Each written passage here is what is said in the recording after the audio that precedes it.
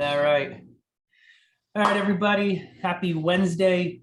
Appreciate you guys joining us, or maybe you're seeing the replay. But I want to thank you, Andrew, for taking time out of your busy schedule to join us. You got a lot going on, and I've watched you grow, and I think a lot of people enjoy your story here. And that's really why I really wanted to have you on. A lot of times I have people on the show that are already established or well off, and I get it. It's tough for people to kind of relate. But here you are. You're still in the growing phase and stuff, and I think the content that you could provide, would definitely be helpful for especially those that are starting off. So, with that said, welcome everybody. This is Andrew Montoya from Keller Williams. I connected with Andrew probably about a year and a half-ish, give or take, ago. And that was really, really early on in your career. And, we connected a few times, and I see that, you're really diving into the real estate aspect of things, and you're doing well with it. So would love to just hear about, your journey and anything you'd like to share. So with that said, we could just start off, people be curious. How did you get, started in real estate? Well, thank you. I'm glad that you think I'm doing well. It's definitely been a journey. I mean, I got started because my mother my mother is a realtor. She did it part-time. And so she suggested my brother and I, and we took my best friend and we went to a seminar for fortune builders. And there they're really, I guess, we're pushing like the wholesale part of real estate aspect, and it really turned on the light bulb for us, at least for me, definitely for my brother and our good friend. And then so after that, I think shortly after, I went and tried to take my real estate license, and this is back in 2016, 2017. Right. And I failed the test, and I was procrastinating, and I was just I really don't need the test because I was doing pretty good as a as a writer over at the service lane at the dealership. And so then you're fast forward a couple of years. Sorry, I'm stuttering. And the pandemic hits, and in working at the service as a service writer, it's kind of tough. It really takes a lot of your time, and it's a lot of hard work, and which is fine and everything. But I really wanted to just be independent and have my own schedule, and so basically I was I think now is a good time to go at it with the real estate license again.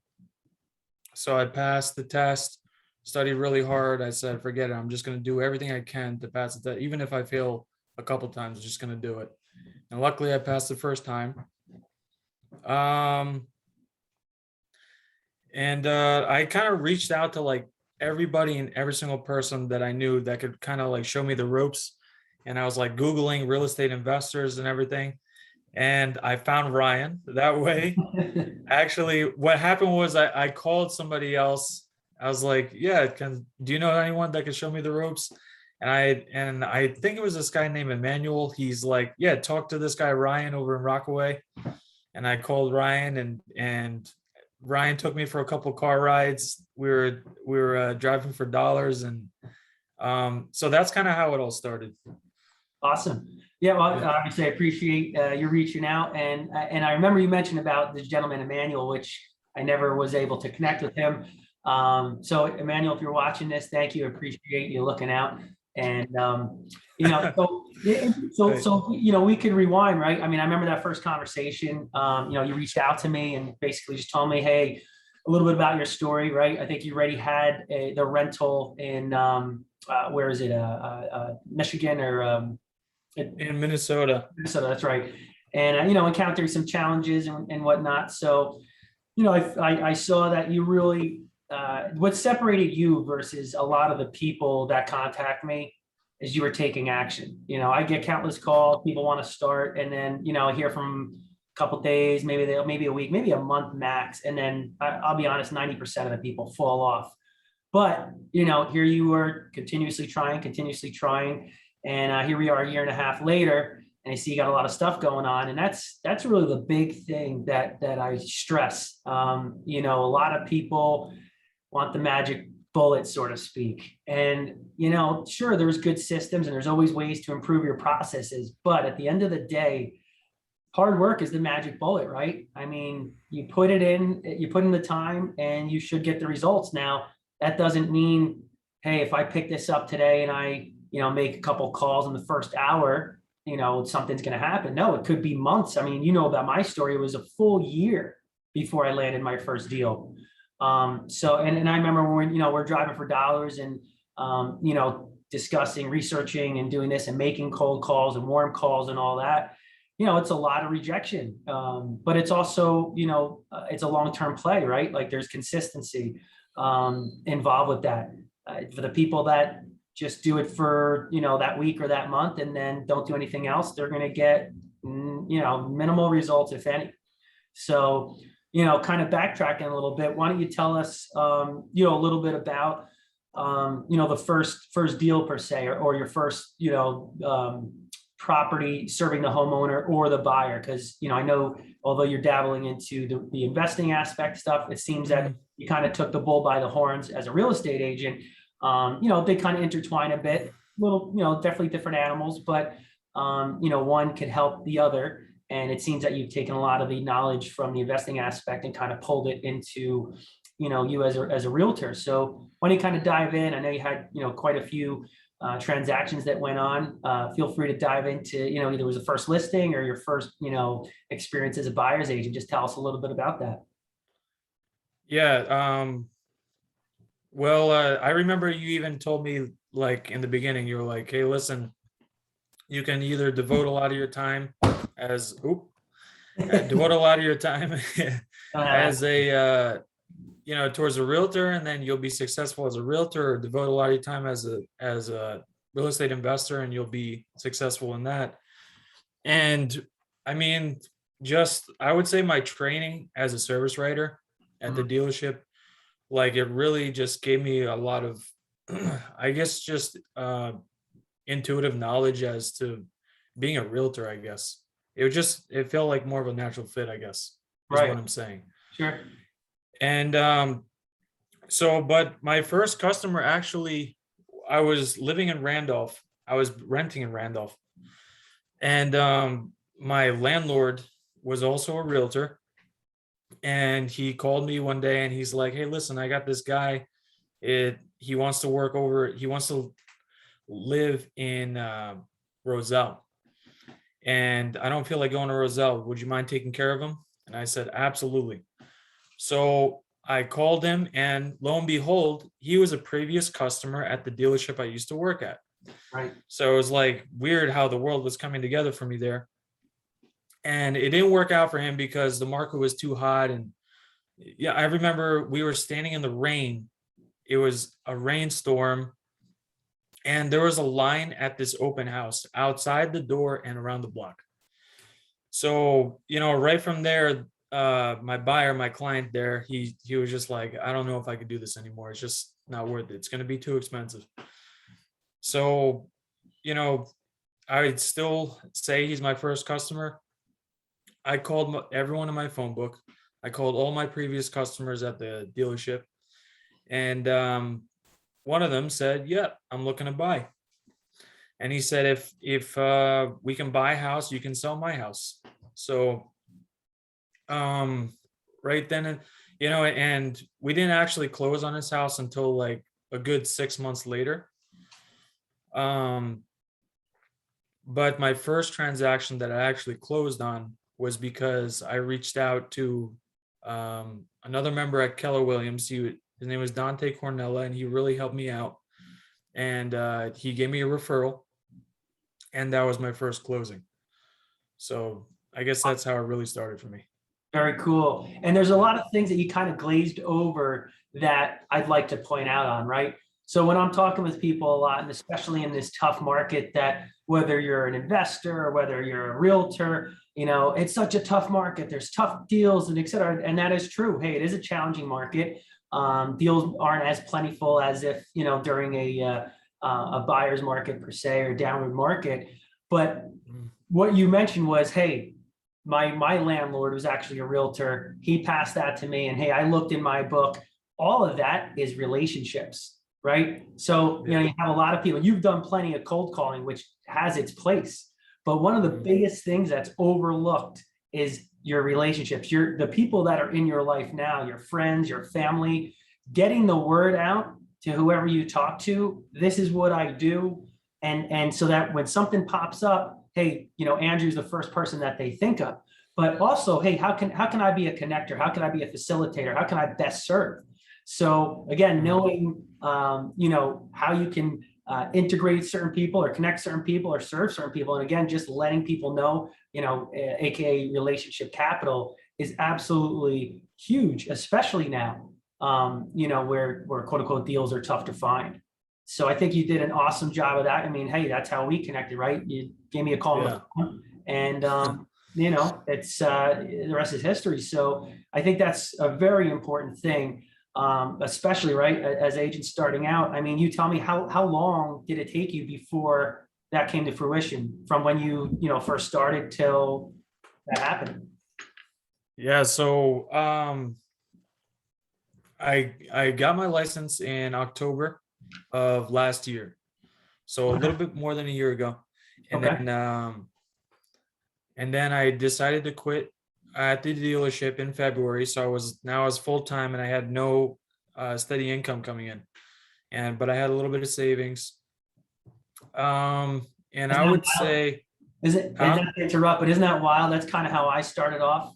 yeah, Like once you kind of cut that cord in a sense, it's amazing how your mind and like, okay, this is real. I don't have that semi safety net in a sense. Like you had some savings, and we'll call that a safety net, but like the pressure's on, right? And I think that really makes you more efficient. It motivates you. And at that time, it'll kind of make or break you, right? Like, hey, listen, the times, it's not like, oh, it's tough in the beginning and it's a gravy train for the rest. I mean, listen, I still encounter challenges daily. So that's really kind of developing that muscle of like, okay, do I have what it takes? And, obviously you've shown that. So, I didn't want to divert, but I think that's, I mean, yeah. I laugh about it, but it was very much, it's a nervous laugh, and I had no idea if it was going to happen, but I was confident that it could. So, Right. luckily it did work out. Well, I know you say luckily, Yeah. but I'll tell you what, again, when I see how you worked and I see that you put in the hours, and it's funny when I tell you a lot, hey, I see a lot of myself in you when I was starting out.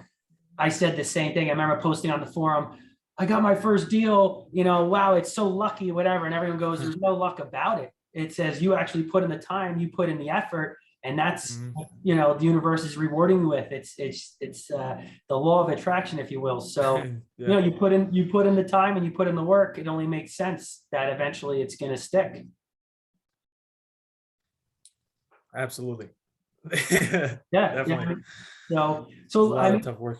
gotcha. Okay. So, I mean, as far as like, let's just take, for example, your first listing. Was your first listing that gentleman who you worked as a buyer's agent got him a house and then listed it, or was it another client? I'm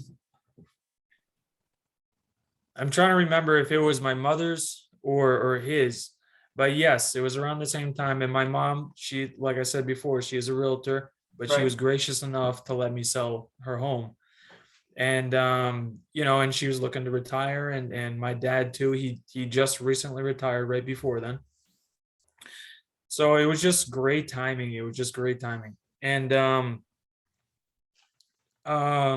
but the client that told me, hey, listen, if you get me the purchase, or you buy my first house, I'll sell you that house, this house that he owns. It was around that same time. And so luckily it was just two listings at the same time. It was just boom, boom. And where are we going with this? I'm sorry. Yeah. So I just want to know a little bit like, okay, I was going to say your first listing. Yeah. I mean, We could pick any of them, right? So one of your first, second, it really doesn't matter, but love to hear maybe one that kind of sticks out in your mind, like, okay, here was a unique one. Here's how I got it. And let's talk about a little bit of the challenges maybe that you encountered, because we both know, Right. listen, some deals go through smooth, but every deal is unique and everyone comes with its set of challenges. So the house that my client was at the previous dealership, his home was in Roselle.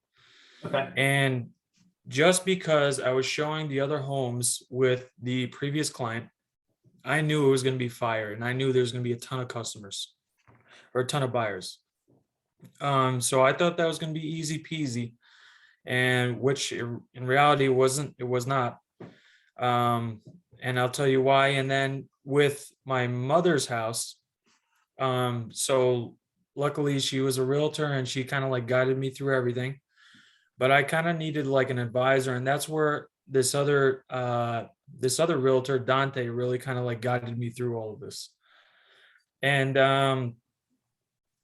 the reason I say the house in Roselle was kind of tough is because, yeah, sure, I mean, there was over 10 offers. And he kind of taught me how to vet through the offers. Mm-hmm. And so we put it to highest and best. The one, and it came down to like two really good offers, but the one offer, it was like kind of like a well-known, and I'm not going to say who was the lender, but we decided to pick with them. I mean, it was like 26,000 over asking. Right. And change. And then, so, they were dragging their feet throughout the entire thing. They're dragging their feet through the inspections, getting back to us after they did the inspections, agreeing to the inspection, and then, so there's 3 buyers on this. And I'm not sure what the lesson learned is on the 3 buyers. But one of them had like a death in the family. They had to go to Mexico and then come back. And then after all of this, they decided to come to agreement on inspections. And it was like 2 months afterwards, So let me understand. You had the buyers were the ones dragging their feet, not the buyer's lender.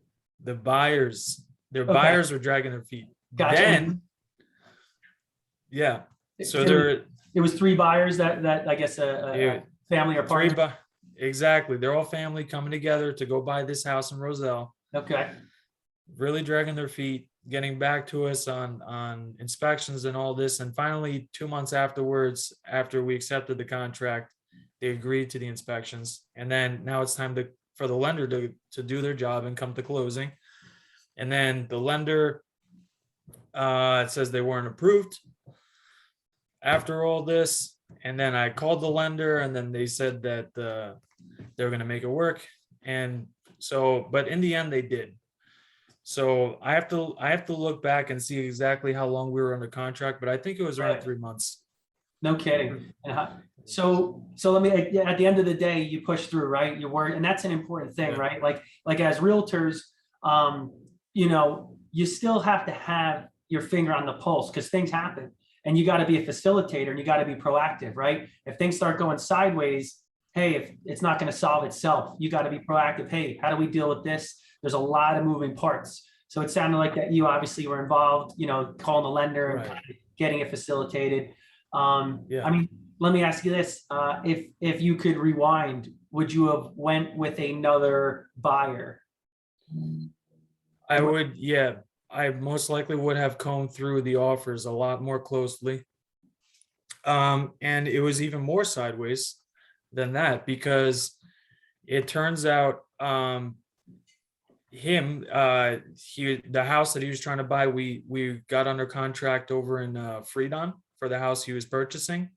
Okay. The home that I was selling, and he couldn't close on that house until he closed on the house he was selling. Right. Okay. And so luckily I was able to have the seller on his purchase sign a home sale contingency. But in the end, we closed on the home he was selling, and then we closed on the home he was purchasing. Right. So, but a lot of hoops to jump through on that one. So, I mean, besides like let's say filtering through, any other thing that kind of pops out into your mind of like, hey, I would have done this differently, and this would have saved me a ton of Yeah. headaches. Vet the lender. Vet the lender, I would say. And vet the lender. Definitely. I, And really be, I would say, I guess, what's the word that I want to use? I guess talk over with your seller and exactly about inspections kind of beforehand, and just put some, just tell them exactly what this is going to look like, the situation may look like, and go over exactly how you want to proceed, so it's not that much of a mess when you're actually in it. Communication, for Yeah, sure. exactly. That's the Yeah. biggest key in this business is communication. Whether I'm a listing agent or involved as the investor or partnership, you name it. Anytime there's dead silence and someone going dark, that is the worst and that drives me nuts. If I'm working a rehab and I don't hear from contractors, I'd rather you give me bad news than just go dark on me, because when you're dark, I can't do anything. I can't help. I can't, it's not a good situation, and you can get deeper and deeper into that hole. So communication is everything. And then likewise, like you're mentioning, I have a listing here in White Meadow Lake, and we just found, a surprise oil tank. And okay, so what's the next steps? Okay, great.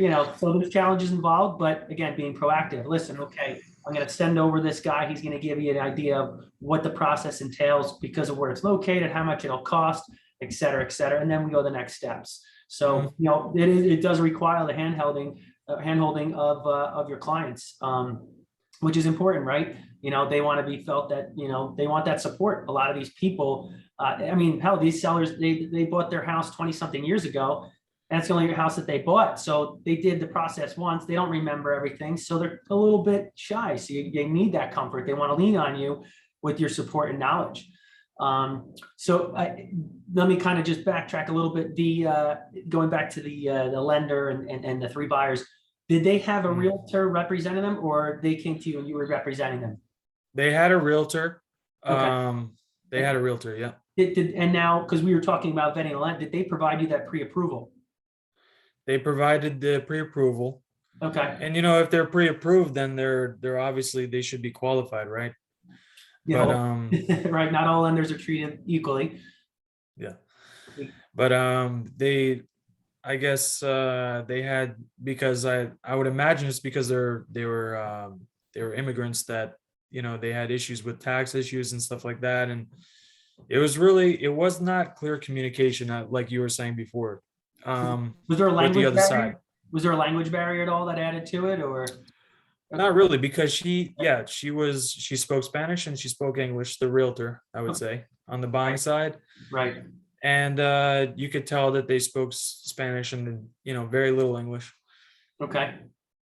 Anything on the, let's say the buyer's agent, anything that kind of stuck out, like, oh man, like they could have done, if I was in their shoes, I would have done X, Y, Z better, or, were they a key component? Were they pretty solid? Well, I'm not, I'm sure their paperwork, they really had to get it together because they were, I'm not sure if they were citizens or not. You get what I'm saying? Yeah. But so I'm sure, but if the lender says, hey, listen, I can make it happen, then you would hope that they really can make it happen. So that's why I say really vet the lender. And if you don't feel comfortable with it, then I would say go with your gut feeling and go with what you feel comfortable with. Mm-hmm. Good. Well, I appreciate it. Now, one other thing that you mentioned that I want to point out on, you mentioned, hey, I had the advisement of, my mother and this other, person that was assisting me. That's key, right? Like, myself included, like we're the DIY guys. Hey, we'll figure it out ourselves. But I mean, let me ask you, do you pretty much? Yeah, right. Yeah. And I find myself going down certain rabbit holes till this day. But given that I spend a lot of money on education and hiring the right people, I think that's so key and so important that a lot of people miss. Especially, I get it, when you're starting out, to hire a coach or whatnot is not feasible for everybody. But knowing what you know now, having the ability to get their advisement, Give me your feedback. Do you think that, you would have been able to facilitate as good as you are without having them there in your corner? I mean, kind of give me a little Not feedback. at not at all, because it was a new situation. And I told the lawyer for my seller that, several times, that I said, oh, can you get us out of this transaction? Let's just get a new buyer in there. The market is still hot. And she said, we're too far along. We might as well just sit through it and see if they can make it happen. Mhm. And, I was very confident going the other way, but, I learned to really be, how do I say, just be stone cold and really sit through the situation instead of jittering through my seat and Right, not knowing what's going to happen.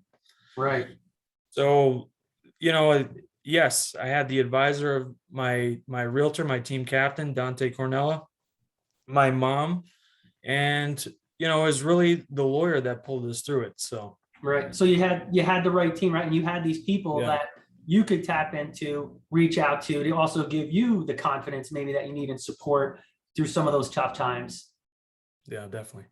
Excellent. Mm, So let me ask you this, because some people probably are going to inquire, okay, they want to dive in and they hear about all these different types mm. of strategies to get deals. Did all of these come about just relationships and word of mouth, or any of them through the cold calling or any through the marketing? I don't know if you've done some marketing. I know you're big into the cold calling and stuff. Did any of those come through any other channels? Yeah, a lot of it was through my sphere of influence, as they say. Yep. Um, Which is actually, highly, almost highly underrated. Not right. most people don't utilize that, right? And I think when we first talked, I said, hey, get on Yeah. the phone with, we actually did say that. I go, your friends, your family, I go, do they know what you're doing? And you're like, well, so I go, get Mm, on the phone and make sure every single one of them knows. Friends, you name it. yeah. Yeah. They were all through my sphere of influence. One of them was a referral, and the other one was through Facebook marketing, I guess. But it was free. It's not like I paid for it. I just kept posting, and someone saw it. Happened to be the right time. They want to sell, and that's how it happened. Right. So again, I mean, and it doesn't matter which channel, whether it's free, paid, if it's working, it's working. The idea was, and Mm, I've seen your posts, consistency, right? Some person just at the right time. And heck, that's excellent. I mean, I spent thousands of bucks on direct mail getting a 1 to 3 response rate. Hey, Facebook, I mean, it costs you some time, right? But in essence, it's free. And if something mm, that you're doing daily anyway, I would say, hey, are you using social media as a consumer or a mm, producer? Use it as a tool, leverage it. You're right. And that's exactly what you've done. Now, I don't know, if you still do the cold calling or not, but I know that there was a couple prospects that were potentially lined up. So, some of those may come to fruition in the future. Actually, I have mm. some good news, potential good news about the driving for dollars one that you found. I actually did connect with the lady. Okay. Probably in a month or two, Yeah. something may happen. So I'll talk to you about that. So hey, just another channel, right? Sure. I mean, we Mm, probably did over 100 properties, and hey, you know what? It is a numbers game, but that's a prospect that may yeah. come to fruition. So, the key is you don't have to do 50 channels, especially when you're first starting off. Um, but be consistent with it, right? I mean, listen, I've done plenty of Facebook marketing, paid ads and whatnot. It's not the best channel for me, but maybe if I stuck with that one channel versus others, maybe my results would change. But that's awesome that that's working for you. And what does it go to show, right? Like, okay, you got your real estate license, which, as we know, is a very tough test. Hey, truth be told, I failed it my first time as Yeah. well. Very challenging. But whether it's the real estate agent or investor or whatever it may be, is consistency is key, and just to leverage what it is that you already have. Does it cost money for those existing relationships that you have? No, they're already in place. Did it cost money for you to post on Mm, Facebook? No, you're already using Facebook. So literally, anyway, I mean, you tell me, right? Like at the end of the day, and I've talked to you, time and time again. It can be tiresome, right? I know when I first started out, I'm going to bed, and in my mind, I just had this envision of like a black tunnel, as they say, but just like a little bit of light at the end of the tunnel, like that belief. How you said you're like, oh, lucky or hoping, whatever. Like, this calling. I know this is what I want to do. every atom in my body is telling me. And I am a little skeptical because, hey, you got these get rich, quick thing. And listen, there's gurus that put out courses, and most of them are good if you utilize the information. But, having that belief when I'm first starting out, oh, I don't want to be taken advantage of, right? I don't want to be like get scammed of a $1,500 product and not have it work. So I, wanted to learn it all myself. But, I had that belief, like, I know this is possible. I see people doing it, and I just had to follow that and just have that, that determination. That I always use the quote like 50 Cent, like, get rich or die trying. What I mean is, like, hey, this is either going to pan out or, like I've told the story a bunch of times. God bless my father, paid for my education, my parents to go to college, and, good degree, NJIT, computer science. So when I went a different avenue, I get it. Their mind is going, uh-oh, shit, he's going a hobby route, and we just paid a ton of money, and he's got a good education, a good job. Like, I get the idea that it was like shocking to them. But I was so determined that, like, anytime it was talked or discussed, like, maybe you should consider something else, it went against my DNA, everything in it. And I got to the point where I said, actually going to burn every goddamn bridge, because I don't want to leave myself an alternate option. I know that this is either going to happen or it's going to break me, and I'm not going to quit. So that's like the craziness. Like, and I don't know. I mean, you tell me, is that kind of resonant? Like, you kind of have to have, I feel like, that I'm not going to stop kind of mentality. I'm going to make it happen. Yeah. Well, a lot of people are different. I mean, I can see how other people do it a different way, and they make it successful. But, I'm very similar to you, that it was the only way, is either do or die. Right. And I just don't know how to do it any other way. Absolutely. Yeah. Like I said, and that's the big reason. Like, it's tough for me, like, at times, right? I just did a post and kind of reflecting back to when I first started, but it's tough for me to kind of, you can't really unlearn what you've learned. And it's tough to really think back to the same thought process or what was going through my mind when I was first starting out. It was everything. It's scared, it's nervousness, it's determination, all in one. Mm-hmm. And that's why I really wanted to kind of have you on. Like, you're in the growing phase. You're me 10 years ago, and I love to get the feedback, right? Like, as people appreciate this, they you really are able to connect. So, like, with all that said, maybe you can kind of give a little bit of insight. Let's say somebody who's starting off, similar to you or whatnot. What kind of words of advice can you give them that'll kind of give them that encouragement, or and the hardcore core truth, man, like the good and the bad. Yeah. Well, it definitely is scary. It's scary not knowing what's going to come around the corner. But if you want it that badly, you're going to make it happen, and listen to everyone around you, ask for advice. If you know someone that's even remotely in the field, call them up, say hello, say you want to make it happen or you are doing it, and see what kind of advice they have for you, because the people around you are really the people that are going to be able to push you forward. And that's what I guess that's would be my number one advice, would be just to ask for help. Don't be afraid to ask for help. Right. And but there is, now here's a key component that I just want to add on top of that, right? So you have some people that are called an ask hole, right? There's some people that feel for some reason that, hey, I'll call this person, and I commend them for doing so, because a lot of people don't reach out.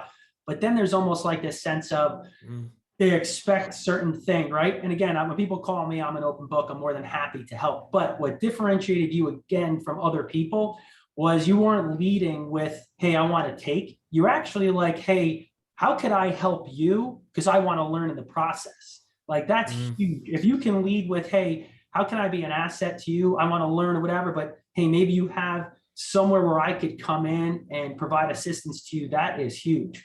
That tells me that, like, somebody isn't just a taker, and that's important. I think that's key, and that's how you led. I don't know if you remember or not. So that was, I know you weren't shy, but that was huge, I think. Yeah, absolutely. Well, I mean, just like I guess I still am there in the beginning. Yeah. Listen, I am too. People are willing to help. Yeah, people are willing to help, and I feel like the people that help me, I'm going to be able to help them in the future. And as long as I'm still growing and pushing forward, yeah, giving back is going to be able to be there, especially to the people that helped. Listen, you're giving back right now by hopping on this interview, Yeah. sharing with. There's a lot of people that are going to connect. A lot of people that are going to that maybe are on the fence, and they're going to hear your story and go, "Shit, Andrew did it. Ryan did it. Doing it. Let me take action." Yeah. That's what I think is so important. It's that first step, and then obviously continuing. Not just giving up after a week or month, which is what most people do. But I think that's awesome, man. I think you got a lot of great things going on. I'm growing every day. I'm still, 12, 15 years into this, depending how you look at it. I'm still feel like I'm just starting and just getting going, man, and learn every day, always pushing myself. Hell, I'm actually more a student now than I've ever been. I've probably read more books in the past year than I read my entire life in school and everything else. So, I really stress that if someone, is really interested, like, you jump in, take action. And hell, I was a BS student, whatever. And I think people could relate, like, hey, I wasn't, given or born with certain things or starting with a leg up, like in a family that everyone was real estate and all that stuff. I just took a certain direction. And as you said, just had that mentality of I'm going to go ahead and make it happen. So I think that's huge. Yeah. And I guess to give an example of how you would be able to give back. And there's so many different ways, but this guy, Dante Cornello, okay. I mean, like he helped me, he advised me on so many of my different transactions. And yeah, sure, he got a piece of the transaction for being my advisor. And I said, I would love for you to do that because that's a great way to it's like it wasn't all for nothing. You get what I'm saying? So, and listen, his time is worth something, and I think, right. That's something that people should keep in mind as well, right? There's nothing wrong with someone charging for their time or getting compensated. At the end of the day, we've given out a lot of stuff for free as well, and also, hey, there's certain situations where why not? You should be able to benefit. I've had interesting conversations with friends and family members that have been private lenders on things, and I don't want to necessarily take that much. And in my viewpoint is, listen, I am beyond grateful that I have an avenue that I could provide that allows my friends and family to make money on this. I have no problem. I want them to benefit. It's not a one person thing that I want to benefit and keep no, let's grow together. There's enough out there for everyone. Some people have a scarcity mindset where if Andrew's doing well, you're going to steal from my potential wealth and vice versa. The reality is there's just so much abundance out there that we could all grow together. I'm on a Telegram now with my friends from high school about crypto and all that. Hey man, let's all succeed together. Let's do this. Like, I love surrounded by winners, right? It's motivating, it's inspirational, and it just feels good, man. And again, I know you're busy, you probably got to wrap up and whatnot, but if we could leave off with, I guess if anyone wants to obviously reach out to you, tell them a little bit about, the services that you offer, and, areas you cover, and how they can get a hold of you. Yeah. What I have going on. So basically you can go onto my Facebook, Andrew Montoya. It's got my nice, clean shaven profile photo on there. And, it has all my information, email, phone number, just in case you want to reach me. Usually I try to post once or twice a week to, I guess, show people what's going on, see if there's any way that I can help them. Right. Now, there's probably a bunch of Angie Montoyas on Facebook. Is it? There's a lot. There's a few. So they may have trouble finding you. I'll tell you what, why don't you, because they obviously could search that and hopefully find your good looking face, but why don't you tell me your email and your phone as well, if you're okay with that. And that way they have a resource for you. Say that again. I'm sorry. I would also tell them maybe your email and your phone number. Okay. Yeah, so Andrew G. Montoya at kw.com is my email. 201 572-8206 is my phone number. You can call me 24/7. I might be in China. I'll still pick up the phone. And I'm always here. I'm always working. So that's I how you love can reach that. me. And that's awesome, right? Always serve the Yeah. customer. Guys, if you're looking either buy or sell a house, and well, obviously not just the Morris County area, anywhere in northern New Jersey, hell, I mean, it seems that you would go pretty much anywhere, which is pretty awesome. Definitely check out Andrew. He's a go-getter. He's going to take care of you. And again, Andrew, I appreciate you being on. Awesome stuff to share, man. We're going to reconnect and down the road, and we'll go ahead and get everyone an update so they can continue with the progress, man. Yes, sir. Thank you very much, Ryan. All right, man. Have a great day. Thanks. Okay, you too. Let me